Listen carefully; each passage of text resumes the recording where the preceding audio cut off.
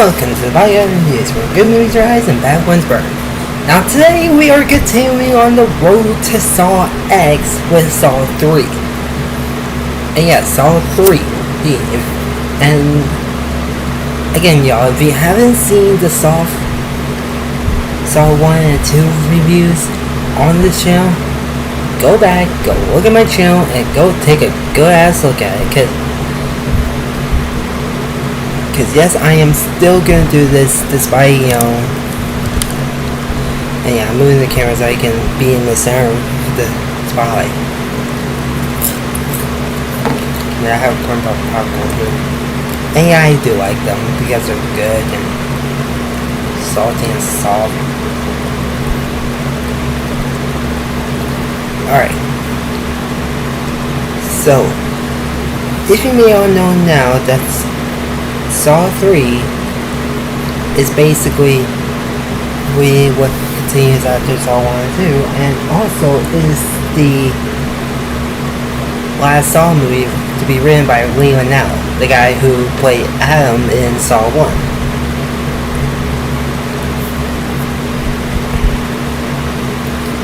And yeah, we're gonna have a pretty long one, because apparently this Saw movie was the longest one before Saw X, with it being nearly 2 hours long. And yes, I said it before Saw X because now Saw X will be the longest Saw movie of the franchise. Don't believe me? Go see the movie once it comes out on September 29th. Oh, and no, I am not sponsored by Lionsgate of any review movie. So Lionsgate, please, for the love of God, do not tear my ass a hole. So anyways, let's dig into Saw 3 and show you how the story will continue on. Even if with John getting his ass kicked at the end of the Saw 2. So the movie begins with how Saw 2 ended, with Eric Matthews still in the bathroom trapped when the first Saw movie. And he randomly did, and he tried grabbing his gun, but had some bullets, obviously, because, trust me people, if you're a Jigsaw killer, you would know to remove the bullets from a cop's gun if you put them in a trap. But then he also grabbed the flashlight as well after so, and wailed on the pipes, but of course it doesn't bulge, doesn't break, and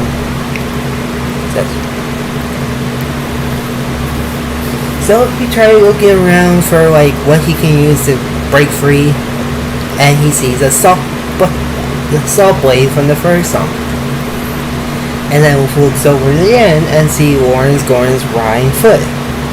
And he kind of has a slightly realization, even though the first time he tried, cutting the chain, but failed because, hello, Lawrence and Adam tried it and it failed, obviously.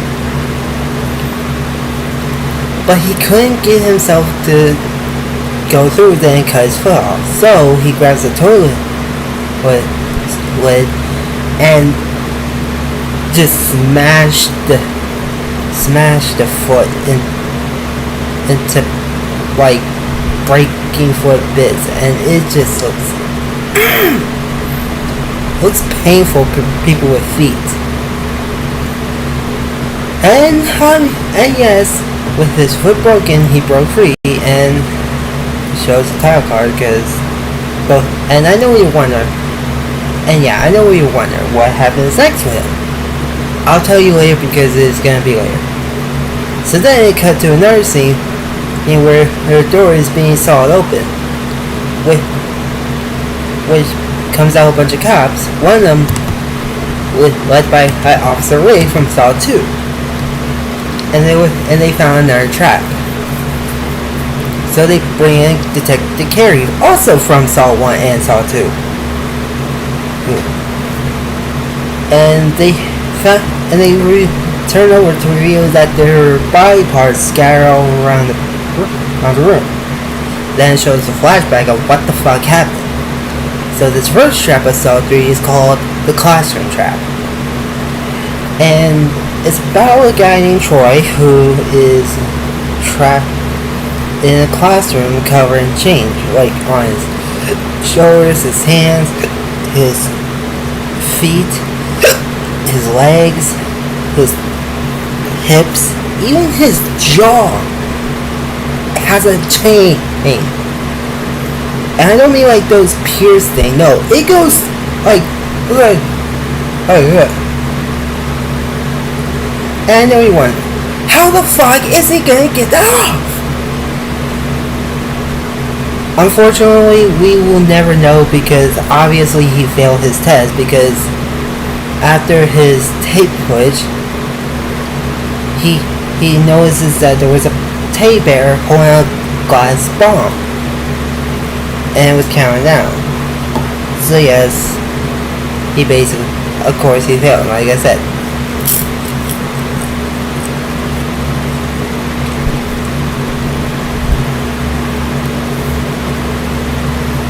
Then we cut back to the crime scene and everyone was still spying on. However, we are introduced with another detective named Mark Hoffman. And fun fact, he was actually played, or he was basically he was basically named after two people. One, a real life criminal named Mark William Hoffman, and second was played by the late great Greg Hoffman, who was the producers in Saw 1 and 2. However, before Saw 2, he unfortunately died before Saw 2 came out. So in honor of his death, they actually put his name in most of the Saw movies. I don't know if he did for Jigsaw and Spiral, but I'll have to probably see if I ever watched the movies again. Oh yeah, rest in peace, Greg. Give it this one gray ass movie. So anyways, Detective Mark Hoffman discussed with Carrie and Rig and realized that the door would bulge shut when they tried coming in. So if you think about it, that means even if Troy could break the change out of himself, he wouldn't be able to get out of the room. So yeah, basically this is the beginning of an inescapable trap, which means that even if you would have done your best to survive, it won't let you escape, and you're screwed, for real. Anyway, then it slowly transitions to Harry at her home, and she's trying to look over Troy's tape. However, it then changes to a live feed of camera in her closet. And no, I kind of don't know how it got there, because even though Carrie went inside and grabbed it, there was a pig coming up behind him and it kidnapped her. Again, I don't know. I don't even know how. But anyways, then she's ended up in the next trap called the Angel Fall Trap, which is honestly the most legendary trap in my opinion, aside from the Reverse Bear Trap. In my opinion, by the way. But this is going to be sad to all those Detective Carrie fans, because we don't know. We kind of didn't get the memo on why she was in the trap. You know, Billy, she tried to talk about it, or like something, I don't know. Anyways, the trap she's in will basically split her ribs in half if she doesn't make out, or get out of there.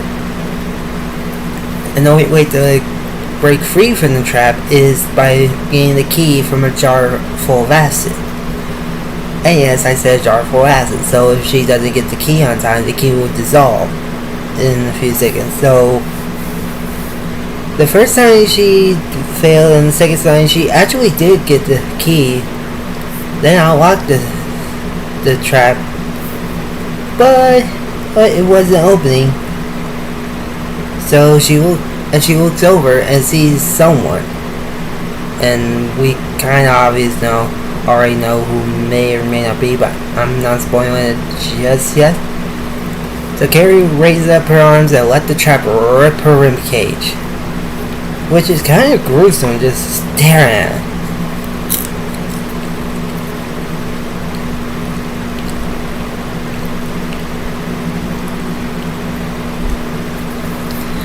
So yeah, and I know you're wondering, who is this me? Who's gonna be the main victim of the Saw games?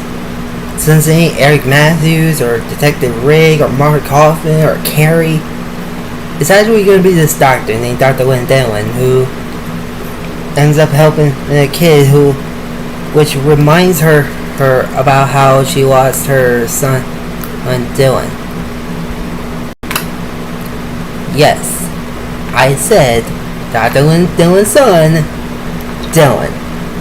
Yes, I know they're talking about me, even though I am not in the movie. I swear to you, I'm not in the movie. But it would have been funny as hell if it was me, because I think I might do good as a dead body, But yeah. Anyway, but before she was, at the hospital doing her work, she actually was at this guy named Chris' apartment doing the nasties and such. And she was kind of a tiny bit of argument with her, but I wouldn't say argument because it doesn't feel like an argument. But yeah. And yes, obviously she gets kidnapped by a pighead, and then she wakes up in the Jigsaw's lair, and a person in a hood robe, that being Amanda, comes in and she greets her and just takes her to her room, and that room is John Kramer in a bed.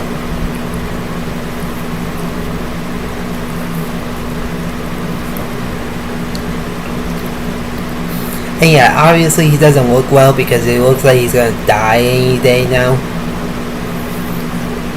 And Amanda gave Linda his hospital files, and she realized that she was Dr. Gordon's patient, and he said that I was his patient and he was mine. Easter egging the Saw 1 movie. And he wouldn't talk to each other, but I gotta tell you this. Aside from Tobin Bell screaming in pain from his finger getting broken and stuff, dude, if you ever want to know how Tobin Bell would have been aggressively as a Jigsaw killer, then watch Saw 3, because it kinda shows it. But yeah, and he even asked her how long does it look,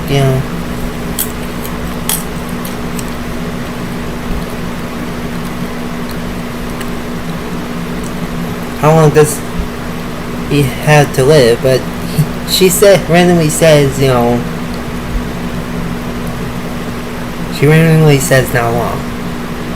But anyways, it's on to her game.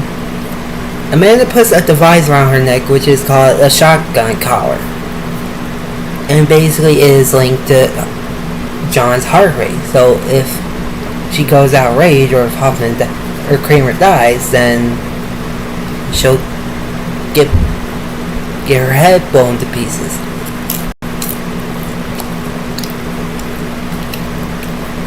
And her game is to keep John alive for as long as until another player in Jigsaw's game completes his test.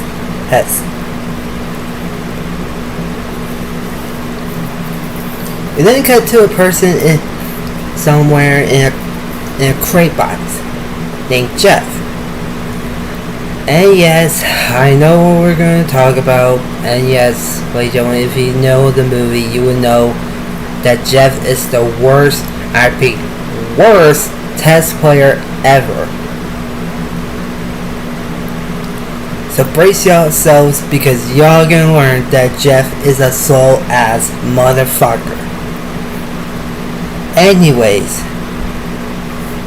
his test is to complete a series of tests.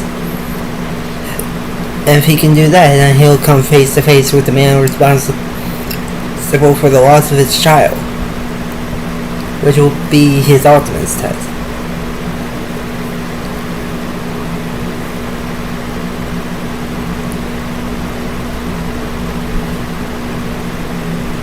So I think I got popcorn now.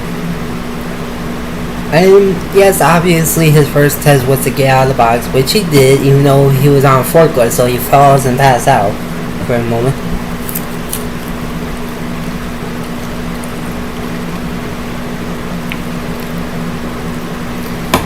And then it cut to a flashback about Jeff moaning and depressing about the loss of his child, which I ain't gonna spoil yet because it'll come at the end. And his star Corbett knew that he was spiraling a bit out of control over the loss of his child. So, and yeah, he got kidnapped by the big mask person. Yeah. Then Amanda let John know that he's out of the box.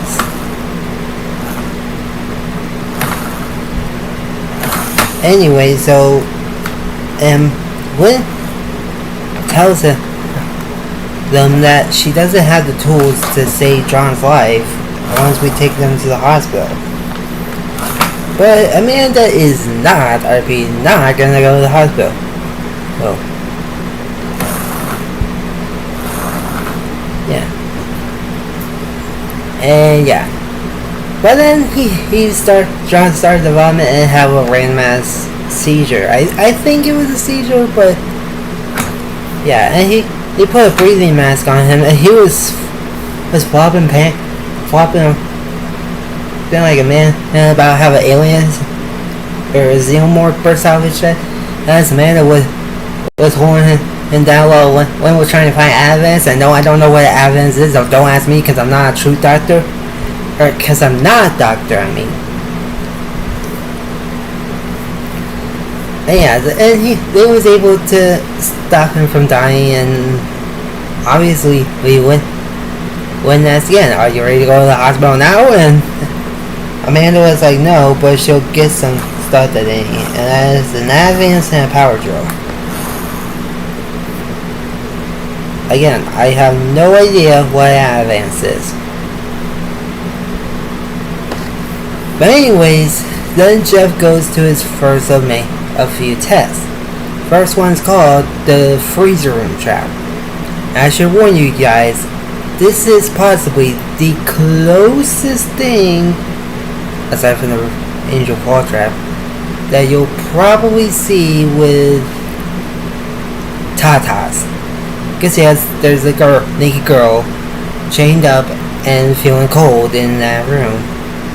And Jeff's test is to forgive her and free her from the trap by getting a key from across from like a bunch of frozen bars, melt bars.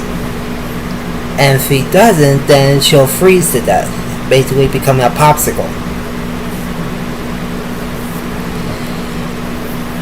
And to make things go faster, once the game begins, it started spraying cold water at him. And again, like I said that Jeff is a sore ass motherfucker. So he doesn't care because he keeps complaining that she didn't do anything during his son's death because he saw that his son was dying, but she drove off. And saying like, he's dying in my arms, he's dying in my arms. Like, dude! Pull yourself a fucking killer! Anyways, so Jeff finally decides to grab at the key now, but not without getting a piece of skin ripped off in his cheek because they got him frozen metal bars. But obviously, she was too late.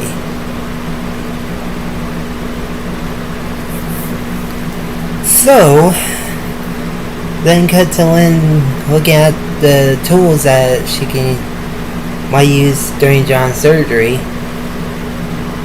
and saw the reverse bear trap, and randomly tries to touch it for some reason, but of course it springs, like, yeah.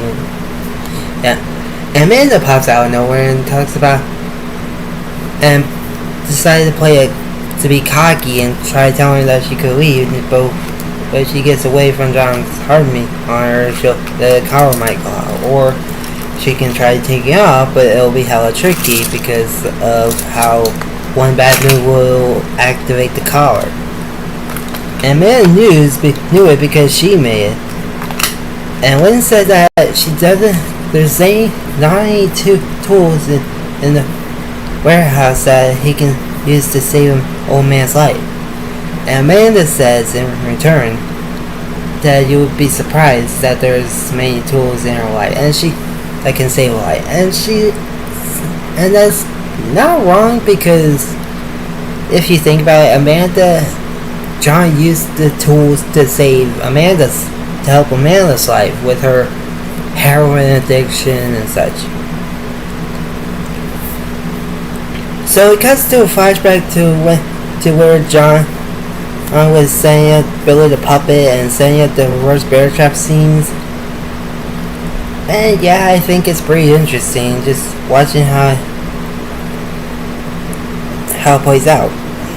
However, what happened after the reverse bear trap and the whole police interview scenes and such, it showed Amanda getting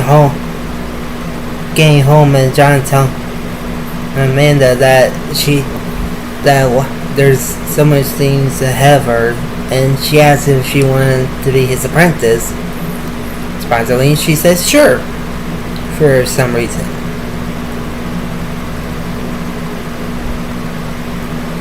Then it cuts to Jeff again, and following the trails to the next trap. And this next trap might just be the most disgusting trap, most likely if you're a vegan. This trap is called the pig vat trap, which is basically about how the judge and Jeff and the man that killed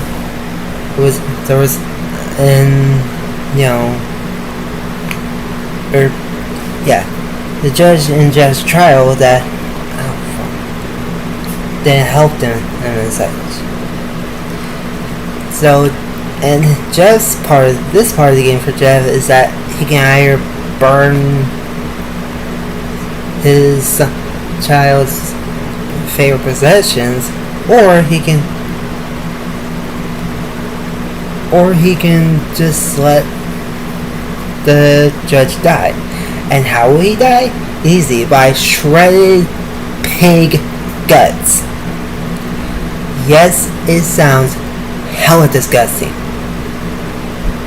Just imagine being pinned down to the floor on your back with a lock on your neck, and you had to deal with a one big dead pig shredded into goop and pouring all over you. Oh my god, it's disgusting. And of course, Jeff was being slow, obviously, and was complaining and such. But the judge tries convincing him to let him be free, and including telling him that he has a son of his own as well. So Jeff goes down the stairs, but still be slow. Oh my god, I go fucking faster, Jeff!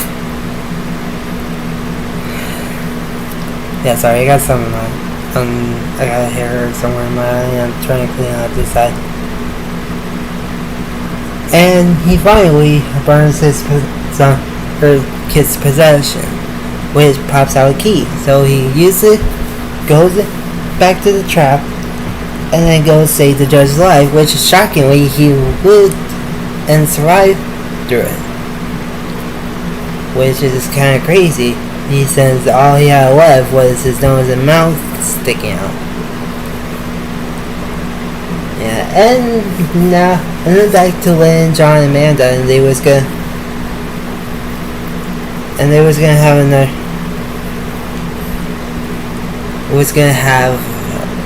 Start the surgery, and she puts something in his head with a syringe.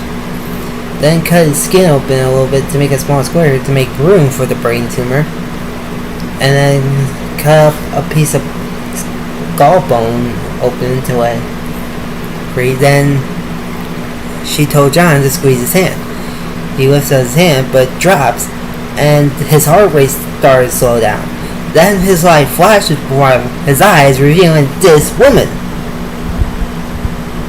And yes, I said this woman because I ain't revealing her name, because if you want to know, you gotta tune into Saw for the Body Guide reviews to find out.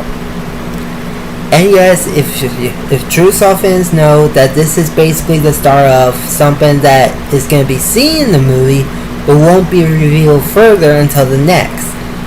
Sometimes it's interesting, sometimes it can be hella annoying. But yeah.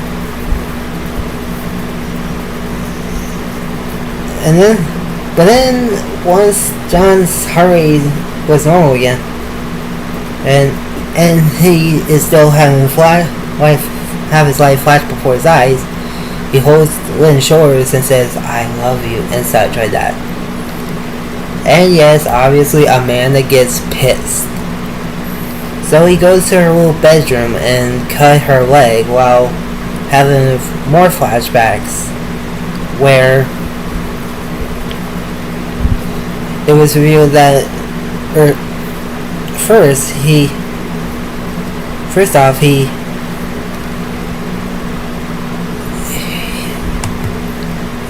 had a ceremony with John to promise to keep her past heroin addiction away from her and such.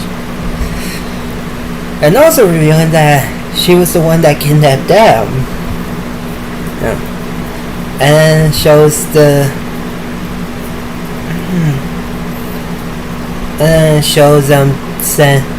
her John saying at the bathroom trap. With, yes, of course, with a 2-scene cameo of Lee Winnell. However, extra, as John shows that he was using some special drug where it will slow down his heart rate and will relax his muscles. Or slow down his heart rate and relax his muscles. Yeah, that's what they are. And yes, that explains why he was passed out for a long time during the bathroom trap.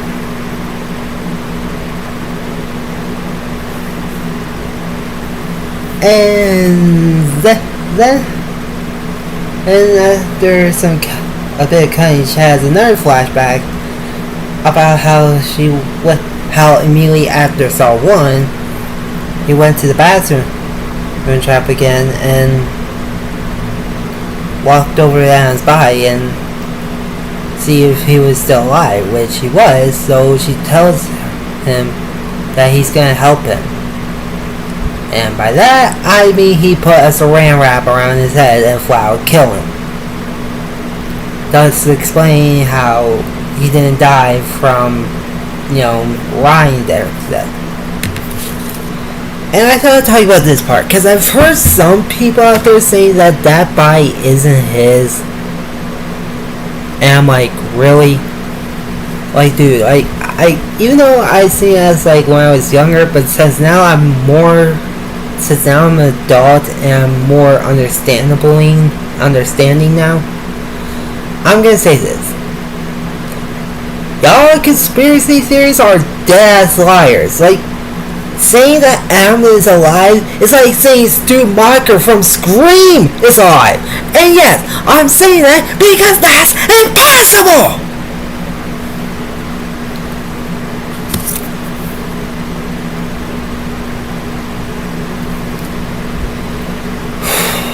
Anyways, so yeah, and Amanda went back into the room and seen that John might have been passed out and wanted to kill Lynn, but John, well, immediately caught her in the act and told her to leave the room and such. And yeah.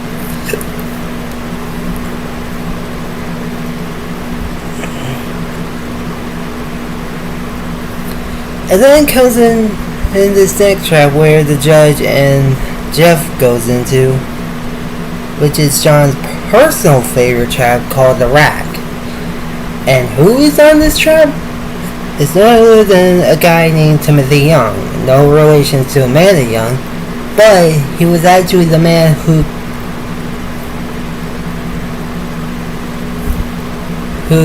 killed his son, or child, I meant.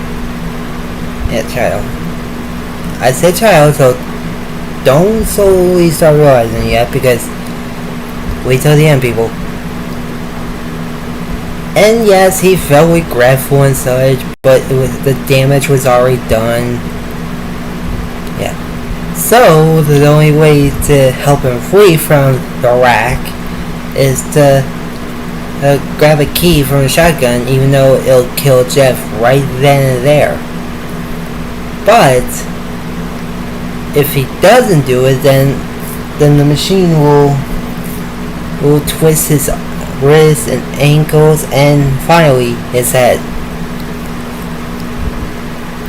And of course he was being slow because all he wanted was revenge on the son of a bitch, which he does, but the judge wanted him to just save himself, but then John just finally decided to just do it alright.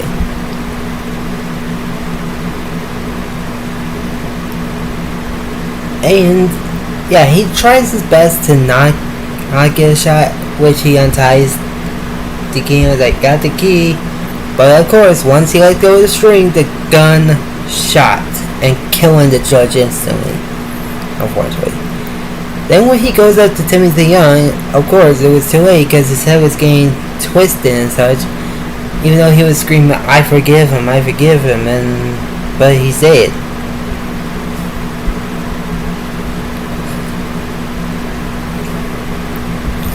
So Lynn was talking with John and even calling him a monster and a murderer, even though he says I'm not a murderer and I despise murder, which is dumb because hello dude, like, good lord, just die already! So anyways, then went to the desk where there's an envelope for her that John mentioned earlier, and she opens it, reads it, and cries. Now I know you were thinking, well, are we going to learn about it, or we're going to have to wait till the next movie? Nah, we're going to have to wait till like all the way till, well, we'll kind of talk about, we'll kind of get a tiny review on Saw 4, but we won't get the full one until Saw 6. So y'all got a long way to go. So yeah, so Amanda comes back in and John tells him that Lynn passed her test, so Amanda can now take the collar off her. But for some reason, she doesn't want to because she doesn't think she deserves to be free and such, even though she promised he won't tell anybody. And all three started to have an argument, and well, Lynn stayed quiet while Amanda and John was having an argument, and talked about how, you know, Amanda talked about how no one gets rehabilitated and such. And John even mentions about how he doesn't let people go free like Eric Matthews. And talk about how she only returned a freaking favor. And also revealing that after Eric broke his foot, he opens the door and hobbles away to go find his son. But notices that Amanda didn't let the hallway yet. So Eric and her had a fight, which Eric nearly won until Amanda uses his broken foot to shatter even more. Good lord, it's kind of even more uncomfortable just thinking about it.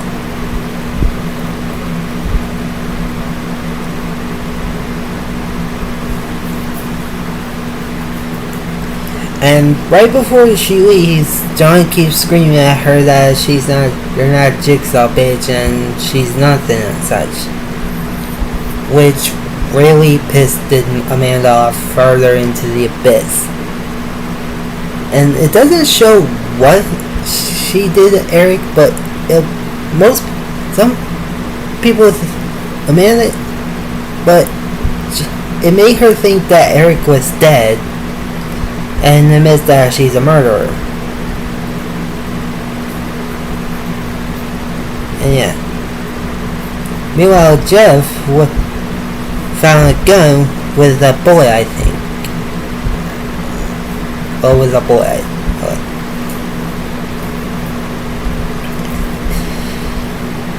So he comes through the door and so he reveals that Jeff was actually getting close to the same room where, shockingly enough, when Amanda and John were there. However, where Amanda ends up shooting Lynn the torso, and she fell on Jeff's arms due to the shot, came in and shot Amanda in the neck. And John reveals that Jeff and Lynn are actually husband and wife, and they both lost their son Dylan. And yeah, I didn't want to reveal it because of obvious reasons, but yeah. And they talked, and John actually also further mentions that this game wasn't just for Lynn's, but it was also Amanda's games too, because he started to realize that her games were unwinnable, showing a few flashbacks of about her fucking up with Adam's game, part of the game, and Troy's part of the game.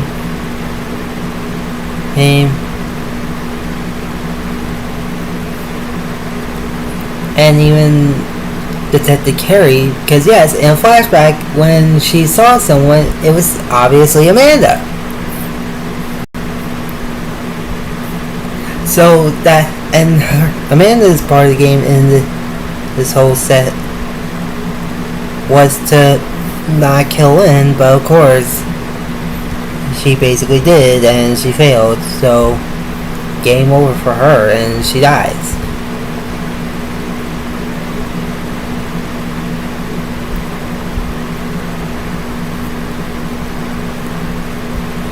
So then Jeff puts Lynn on the ground, on her butt against the walls, and she has a bullet in her torso. And John tells him that this is his last game, and he's the man that is responsible for the loss of his child. But he gives him one more choice, and that is to forgive him or just do whatever he wants with his body. At first, Jeff said, "I forgive you," but uses a buzzsaw to slit his throat open, then says, "I forgive you" again. But that was a big mistake. Because, first of all, yes, if you remember, Timothy Young was the person that was responsible for the loss of Jeff. or for Dylan.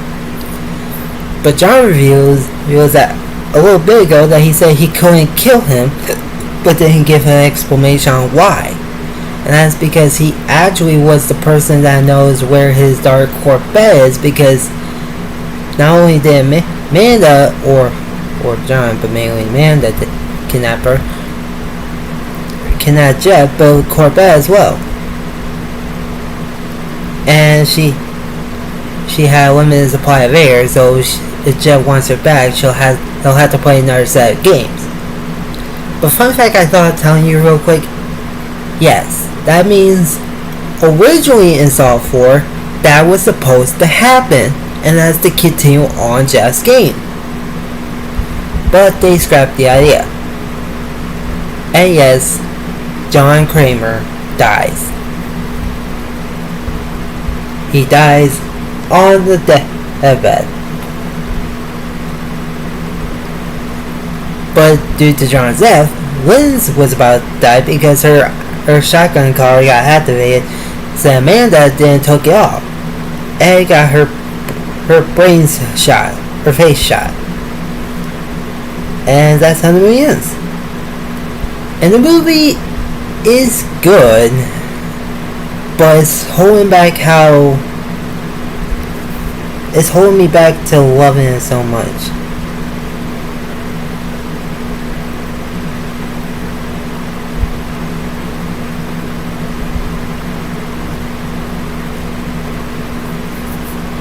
So yeah.